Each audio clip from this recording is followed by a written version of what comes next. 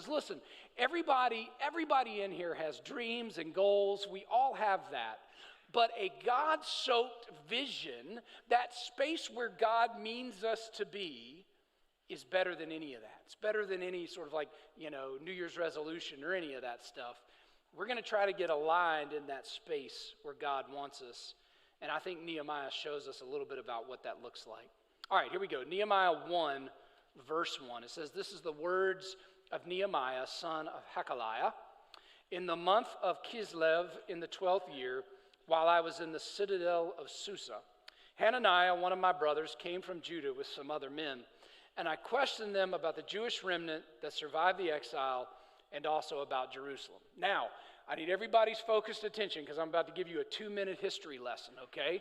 And it's a lot of names and it's a lot of timelines, but I think this matters. I know this matters to put the text into its context today.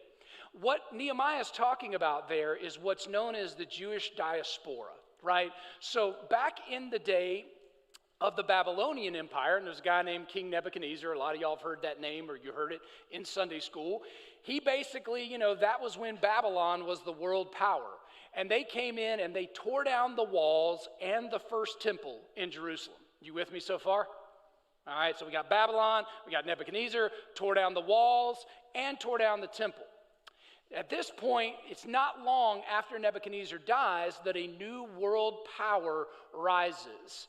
And at the head of this Persia, which is the new world power, is a guy named Cyrus.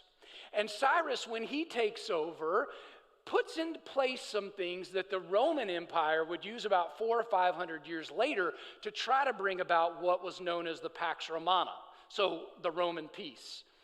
Back in this day, when it was Cyrus that was in charge, and it was Persia that was the world power on the stage, the things that he tried to do was do everything he could to look like a benevolent dictator. So he was going to be a dictator, he was going to be in charge, but he tried to allow enough of people to be able to worship their own gods, have sort of their own individualized cultures, but at the end of the day, know that still Persia and Cyrus in particular was in control.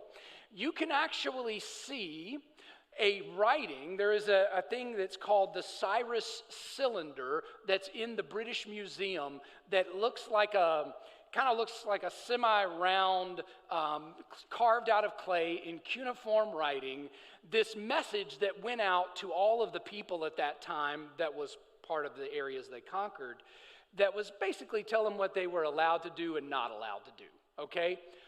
This is why all this matters. Part of what they were allowed to do, remember, was to sort of build their own cultures back, because a lot of their cultures had been smashed at the hand of Cyrus and the Persians when they took over. Okay, you with me still? Hang tough. I know this a lot. Hang tough, because it does matter. So when we get to Nehemiah's story, we are about 150 years past, okay, about 150 years past when all of that original destruction took place. At this point, we're about 50 years in the gap from when the temple was rebuilt. That's the second temple, what's known as the second temple period. All right. Now, here we find Nehemiah, when he hears about the Jews that are continuing to be spread out, they don't really have a homeland, and he wants to bring as many of them back as he can, back to where the temple has been rebuilt in Jerusalem, and reestablish their culture.